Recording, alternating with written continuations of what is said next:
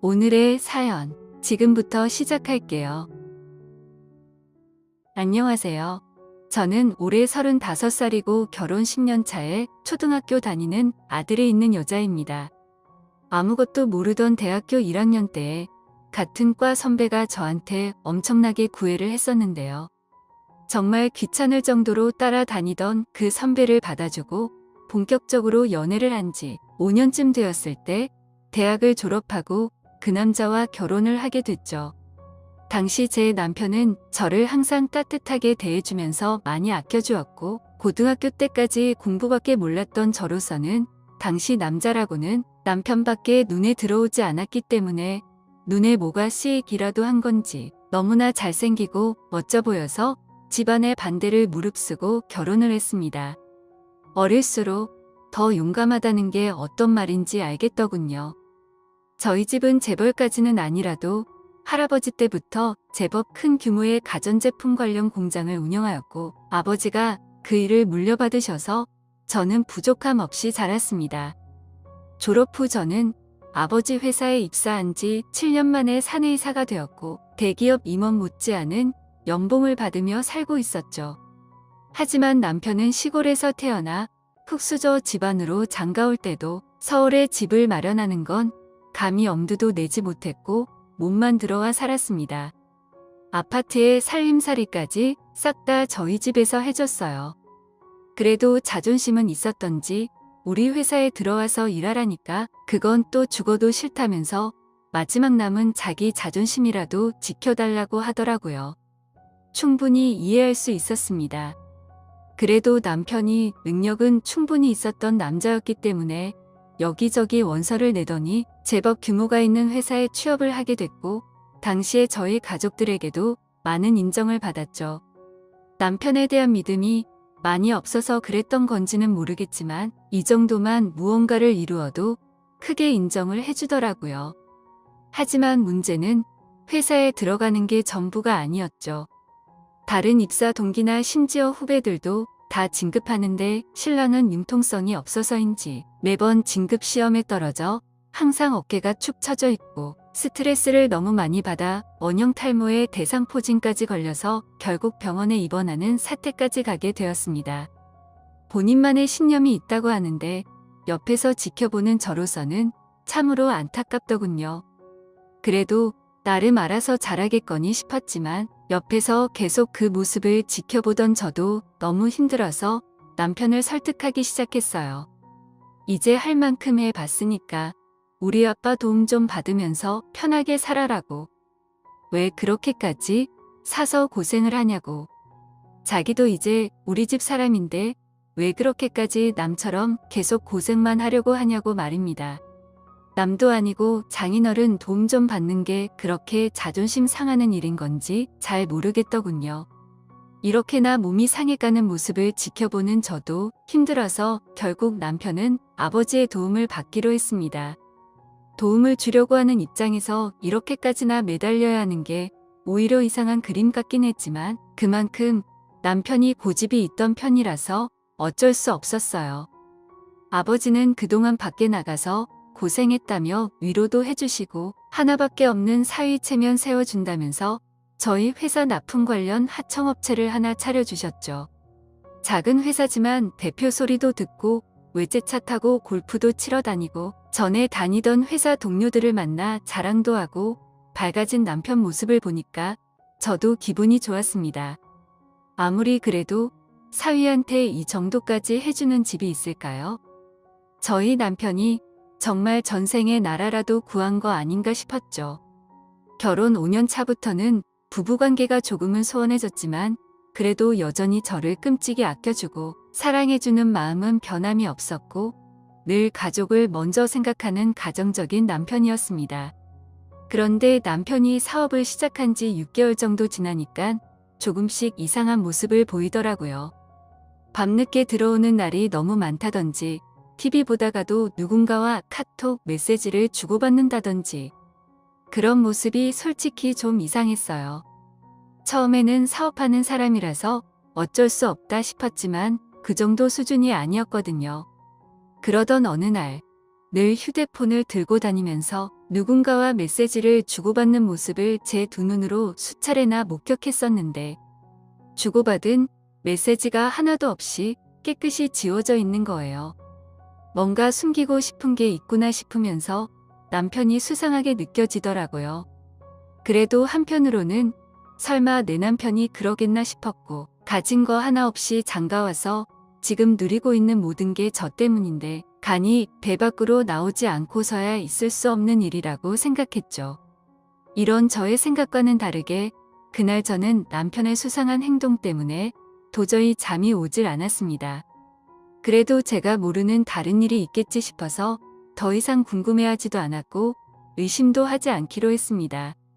그렇게 며칠이 흘렀는데도 남편의 수상한 행동은 멈추질 않았고 너무도 조심스럽게 행동하는 남편의 모습이 더 이상해 보이기 시작했죠. 전에는 없던 회사 회식도 이상하리만큼 잦아지고 더군다나 술도 별로 좋아하지 않는 남편이 왜 그렇게 직원들과 술자리를 같이 하는지 도대체 이해가 되질 않았습니다. 저도 회사 생활을 많이 했던 사람으로서 이상해 보이는 부분이 점점 더 눈에 들어오고 분명히 무언가 저에게 숨기고 있다는 확신이 들기 시작한 거예요. 그래서 하루는 퇴근하는 시간을 조금 앞당겨 연락을 하지 않고 남편 회사로 한번 찾아가 봤습니다. 회사에 도착해서 사무실 들어서는 순간 남편이 새로운 비서와 대표실 안에서 오붓하고 다정하게 이야기를 나누는 모습을 목격했습니다. 전에도 한번 남편한테 이야기를 들은 적이 있는데 자기 비서를 뽑으려고 고민 중인데 눈에 들어오는 친구가 있다면서 저에게 이야기한 적이 있었거든요. 저녁 식사하다가 가볍게 나온 얘기라서 대충 들었는데 지금 와서 생각해보니까 그 사람이 저 여자겠다 싶은 거예요. 대학 졸업하고 취업한 지 이제 6개월 정도 된 풋풋한 20대 초반 여자였는데 얼굴 보고 뽑았는지 엄청 미인인데다가 몸매는 어찌나 좋은지 여자인 제가 봐도 부러울 정도였습니다. 보통 비서들이 얼굴도 예쁘고 몸매도 좋은 건 알고 있지만 그래도 어느 정도 업무 능력을 갖추고 있어야 하는데 너무 외모만 보고 뽑은 건 아닌가 하는 걱정이 들 정도였어요. 더군다나 남편을 보면서 눈웃음을 짓고 있는 모습과 다정하게 바라보고 있는 남편은 뭐가 그리 좋은지 둘이서 웃는 소리가 밖에 있는 직원들까지 다 들릴 정도로 크게 들려왔죠. 그때부터 눈살이 딱 찌푸려지더라고요.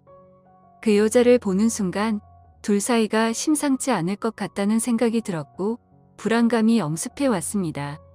이런 감정을 느끼는 건 단지 그 여자에 대해서 질투를 하기 때문이 아니라 정말 동물적인 어떤 감각으로 알아차릴 수 있는 거거든요. 제가 사무실에 들어서자 직원들도 뭔가 알고 있는지 도둑질하다가 들킨 사람처럼 깜짝 놀란 듯한 표정을 지었고 그 사람들이 불안해하는 모습을 보고는 확신을 가졌어요. 곧이어 밖으로 나온 남편은 저에게 회사까지 어쩐 일이냐면서 저를 반겨줬고 남편은 아무런 일도 없었다는 듯이 생각보다 자연스럽게 행동하더군요. 새로운 비서는 저를 보더니 죄 지은 사람처럼 깜짝 놀란 듯 보였고 저는 그런 비서의 눈을 가만히 뚫어져라 쳐다봤죠.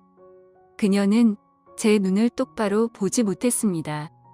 평소에 저에 대해서 많은 이야기를 들었고 본인이 지금 무언가 잘못하고 있다는 듯이 주눅 들어 있는 특유의 표정이 눈에 바로 보이더라고요.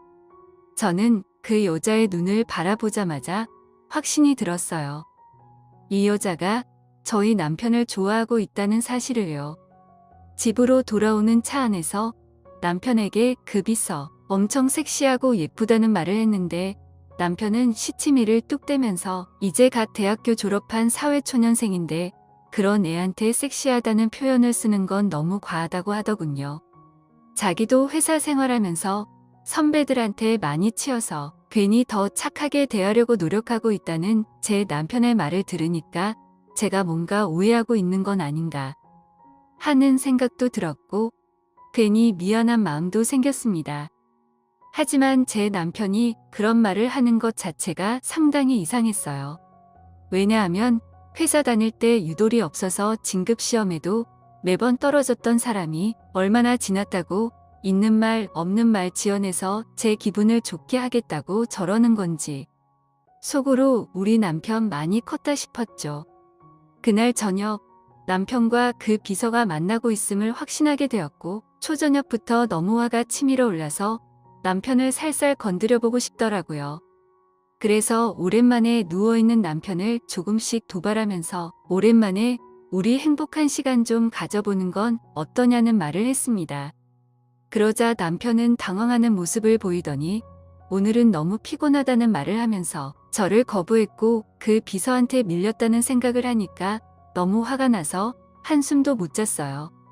남편 회사의 박도영 과장이라고 저희 본사 쪽 직원인데 남편이 회사 일을 전혀 모르니까 아버지가 회사 안정될 때까지 도와주라고 파견 보낸 친구가 한 명 있는데 잠깐 제 밑에서도 일했던 친구라 점심시간에 불러내 그동안의 남편과 비서의 이야기를 좀 해달라고 했습니다. 이렇게 뒤에서 비굴하게 정보를 캐고 싶진 않았지만 당장에 저도 궁금한 게 많고 화나는 게 있으니까 그냥 넘어가긴 좀 그래서 이런 방법을 쓴 거예요. 박도영 과장이 하는 말을 들어보니까 둘이 있을 때는 남편을 오빠라고 부르는 소리를 들은 적 있고 자주 대표실에 들어가서 둘이 한참 이야기를 하고 나온다는 정도만 알고 있다고 하더군요. 또 회식 때 보면 비서가 남편에게 여우짓을 많이 한다고 하더군요. 여우짓이라고 하면 옆에 앉아서 취한 척하면서 어깨를 때린다거나 웃으면서 몸을 만지는 그런 행동들이었죠. 회식은 얼마나 하냐고 물었더니 한 달에 한 번 정도만 하는데 이번 달에는 월말에 하기로 해서 아직 회식을 한 번도 하지 않았다고 하더군요. 결국 회식을 한다는 말은 거짓말이었습니다. 저는 박도영 과장에게 남편과 비서의 동태를 살피다가 이상한 점이 있으면 실시간으로 알려달라고 했어요. 당분간 퇴근 후에도 남편을 감시해 달라고 했고 어떤 결과가 나오던 내가 책임을 지겠다고 하니까 알겠다고 하더라고요. 그리고는 혹시나 일을 제대로 하지 않을까봐 박 과장은 이 회사에 파견 나온 사람이지 이 회사 직원이 아니라는 것도 단단히 일러뒀죠. 그날 이후 박 과장은 남편이 집에 들어올 때까지 남편을 따라다녔습니다. 3일 뒤에 박 과장에게 연락이 왔는데 여자 직원들한테 수소문해 봤더니 최근 비서의 씀씀이가 많아졌는데 월급으로는 도저히 감당할 수 없는 명품 가방과 옷을 남자친구에게 선물 받았다며 입고 와서 자랑을 했다고 합니다. 그리고 오늘 점심시간을 이용해 남편과 김 비서가 모텔에 들어가는 걸 봤다면서 사진을 찍어 보내왔죠. 둘의 사진을 확인해 보는 순간 온몸이 떨려왔습니다. 순간 뇌가 정지된 것 같이 아무런 생각이 나지 않았죠. 혹시나 했는데 너무나 확실해진 지금의 상황을 보니까 손이 떨리고 견디기가 힘들더군요. 한참을 소파에 앉아서 멍 때리고 있다가 김 과장과 통화도 하고 어느 정도 상황 파악이 되고 나서야 갑자기 참고 있던 눈물이 터져 나왔습니다. 얼마나 서럽던지 펑펑 눈물이 났고 앞으로 어떻게 살아가야 할지 걱정이 되었습니다. 아버지가 사준 집에서 먹고 자고 차려준 회사에서 돈을 벌어서 그 여자 명품백에 용돈까지 줘가며 만난 것은 제 상식으로는 도저히 이해가 되지 않았습니다. 본인이 어떤 위치였는지 잊고 이제 와서 제 등에 칼을 꼽겠다는 그런 심보는 도저히 그냥 넘어갈 수 없겠더군요. 남편은 낮에 젊은 여자와 놀아나고 퇴근을 하고 집으로 와서는 아무 일도 없었다는 듯 평소처럼 행동을 했습니다. 며칠 정도는 더 두고 보고 싶었지만 도저히 참을 수가 없었고 남편이 들어오자마자 김 과장이 보내온 사진을 들이밀었습니다. 남편은 빼도 박도 못하는 증거에 잘못했다면서 그 자리에서 바로 저에게 사과를 하면서 변명을 늘어놓기 시작했죠. 그 여자가 얼마나 들이대는지 도저히 거부할 수가 없었다면서 자기가 사랑하는 여자는 저 한 명밖에 없다는 걸 알지 않냐고 무릎까지 꿇고 애원하기 시작하더라고요. 저는 아무런 대꾸도 하지 않고 남편을 집 밖으로 쫓아내 버렸습니다. 여기가 우리들 집이 아니고 내 집이라는 걸 기억하고 당신이 대표 소리 들으면서 다니는 회사가 우리 회사가 아니라 내 회사라는 걸 똑똑히 기억해두라면서 다시는 얼굴 볼 생각하지 말고 이혼 서류에 도장 찍을 준비나 하라고 했어요. 남편은 계속해서 무릎을 꿇고 사과를 했지만 끝까지 받아주지 않았고 어떻게 나를 배신할 수가 있냐면서 당신 같은 남자는 고생을 좀 해봐야 정신을 차릴 거라고 아주 매정하게 쫓아냈어요. 아버지에게 전화를 한 뒤 사정을 말하고는 이혼하겠다고 했는데 아버지가 하는 말이 너무 성급하게 결정하지 말고 며칠 더 생각한 뒤 결정하라면서 마음을 진정시켜줬습니다. 다음날 남편의 또 다른 카드 내역서를 발견했는데 비서와 같이 있을 때 사용한 금액이 한 달에 수백만 원 가까운 금액이었고 명품 가방에 옷, 신발, 반지, 목걸이까지 머리에서 발끝까지 싹 다 사줬더군요. 그동안 모텔에 하루가 멀다 하고 얼마나 드나들었는지 카드 내역서의 반 이상이 모텔비 내역으로 꽉 차 있었습니다. 저는 한성가라는 친구 2명을 데리고 남편 회사로 찾아갔고 비서의 얼굴을 보자마자 상욕을 하면서 머리채를 붙잡고는 쥐고 흔들면서 온몸을 칭칭 휘감고 있던 남편이 사준 옷을 하나하나 벗겼습니다. 저는 그 여자에게 미친 듯이 쏘아 붙이기 시작했는데 그 여자도 성깔이 있었는지 저를 째려보면서 밀리지 않으려고 하더군요. 그 심했습니다. 유부남을 건드리면 어떻게 되는지 똑똑히 보여줘야겠다는 생각에 그녀의 뺨을 연신 날리기 시작했고 그 여자는 정말 독하게도 계속 맞고만 있었어요. 근데 갑자기 남편이 나타나서는 저를 감싸는 게 아니고 그 비서를 보호하더군요. 지금 이 상황에서도 누구의 편에 서야 하는지 모르는 멍청하고 한심한 제 남편을 보니까 이제는 정말 도저히 되돌릴 수 없는 강을 건너고 말았다는 생각이 들었습니다. 이 남자는 제 남편이 아니라 이미 다른 여자의 남자가 된 거였어요. 요즘 들어 회사가 워낙에 시끄러우니까 평소에는 아예 오시지도 않던 아버지가 여기로 오셔서 분위기를 보더니 제 남편의 뺨을 강하게 때렸고 제 남편은 그만 바닥에 넘어지고 말았어요. 그리고 그 비서라는 여자에게 이 남자는 당신이 가지는 게 좋겠다고 우리 딸이 가지기에는 너무 허접한 사람이라서 도저히 안 되겠다고 그러니까 둘이서 평생 잘 먹고 잘 살아보라고 하셨죠.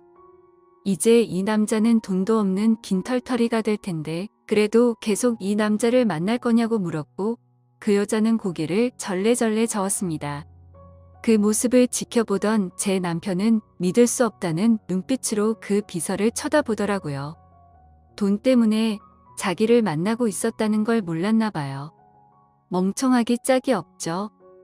현재는 가정 파탄을 이유로 소송을 진행하고 있으며 남편도 회사와 집에서 쫓겨났습니다. 남편은 현재 그 여자와 완전히 헤어지고 옆 동네 원룸에서 조용히 살고 있다는 말을 들었는데 앞으로 어떻게 될지 궁금하네요. 저는 그 멍청한 남자를 다시 받아줄 생각이 없습니다. 평생 저희 회사에서 말단 직원으로 개처럼 일하는 꼴이나 보면서 늙어가는 모습을 지켜보고 싶어요. 오늘 준비한 사연은 여기까지입니다. 이야기 재밌게 들으셨다면 좋아요 한 번씩 부탁드리고요. 오늘도 좋은 하루 되세요.